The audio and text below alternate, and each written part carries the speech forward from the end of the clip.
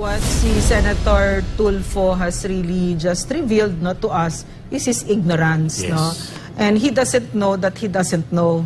And he's very, very arrogant about it. No? Na he said, it's just common sense. No, it's not. It's not common sense. Ang dami na mabadmin lang, depende na lang yan sa patuloy. Ang lumabot, gusto ko, pinagmukha na tayo umang. Ang dami na mabadmin lang, Mga kababayan, Si Tulfo talaga mahilig sa grandstanding. We will call him out on this. If you accuse, you have to bring proof to that. So kung may discrepancy, huwag kang mag-conclude na may corruption. Pwedeng mayroon lang mga documents na kulang. Pagsalitain mo muna ang COA. Pagsalitain mo muna ang Finance and Review Committee ng Task Force Balik-Loob.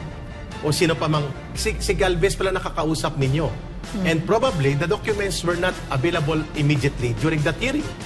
So, give the benefit of the doubt first. Maybe he's projecting. Baka tatakbo ko ito sa 2028 Baka mag-presidente o mag-vice president. But that is not the way to use power in the Senate or in the government. So we call out on this. We are not depending here.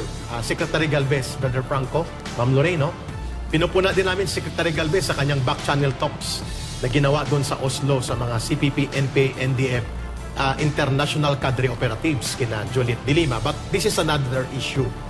Nakikita natin dito, number one, ang may una pong may kagustuhan na palabasin na palpak, abusado at pinagkakakitaan ang mga task force balik-loob and rebel returnee programs and compensation support and social welfare benefits na program sa pagbabalik-loob namin mga rebelde ay ang CPP, NPA, NDF. Kaya sana mag-ingat si Senator Tulfo sa kanyang pananalita at mga pagpapahayag na para bagang dinudugtungan niya at nire-reinforce ang propaganda ng CPP, NPA, NDF. Pangalawa, babalikan namin dito sa Laban Kasamang Bayan, Senator Tulfo. He who accuses must bring forth the evidence. Discrepancy pa lang po nakikita ninyo. Those are objective observations. Those are not conclusive information yet. So, bigyan mo ng pagkakataon at kahihiyan ang ahensya ng gobyerno because you're also part of the government. And be careful, Senator Tulfo, na ang propaganda line ng CPP, NPA, NDF ang naging tungtungan ng iyong grandstanding operation. Palagi mong ginagawa yan sa Senado. So sana po, tingnan mo na hindi kalaban yung mga kaharap mo. When you accuse them as corrupt or corrupt agency sila, bring forth your evidence. Dokumento pa lang na kulang ang hawak mo, and those are only initial observations. Napaka-unfair naman yon para po sa amin na nagkaroon ng mabuting ugnayan sa Office of the Presidential Advisor for Peace, Reconciliation and Unity, especially in the times of former President Rodrigo Duterte. Libo-libo po kami ang mga bumalik-loob sapagkat nagtiwala kami sa Task Force Balik-Loob at ECLIP program. At kung ganun po ang inyong pananalita na hindi nyo po kami nakakausap, kung ano po ang categorization, process, methodology, and mga pamamaraan, kung paano ka nabibigyan ng social benefit support and financial support, ay sana po nag-imbestiga muna kayo ng kumpleto. Kami po, hindi po kami lahat may armas pag bumalik, sabi nga ni Ma'am Lorraine. Di ba, Eric, ang mga high-powered rifles na ibinalik lang ay mga 8 to 10,000. Pero ang nag-surrender sa CPP, NPA, NDF, mga 25,000. Tama po kayo, Ma'am Lorraine?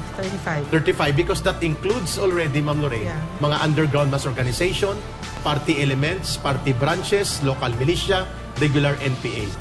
So, pwede pong ganun na Senator Tulfo ang kalagayan. Let them explain first before you accuse them and malign and destroy the reputation of an agency of the government for which you ought to defend also rather than destroy it on mere initial information lang na nakikita po ninyo. Kaya po, hindi lahat ng nagre-rebelde at bumabalik sa pagiging rebelde papuntang gobyerno ay armas ang kategorya sa pagtulong sa kanila. Ako po wala akong bit-bit na armas, but I availed also the Task Force Balik-Loob in my capacity as a leading cadre ng CPP, NPA, NDF. So, iko-question mo rin ako bakit binigyan ako ng suporta. So, dapat sana po naging open-minded muna kayo bago kayo naging mapanghatol. At yan po ang naging pattern mo at patent ng iyong pagtatanong dyan sa Senado. Every time na may pagkakataon kang bumira, binibira mo lahat at wala kang preno. Magkaiba po ang Idol Rapi Tulfo na programa mo sa telebisyon kaysa function mo at otoridad mo na ginagamit bilang senador. What si Senator Tulfo has really just revealed, no, to us is his ignorance, Yes. no? And he doesn't know that he doesn't know. And he's very, very arrogant about it, no? Na he said, it's just common sense. No, it's not. It's not common sense.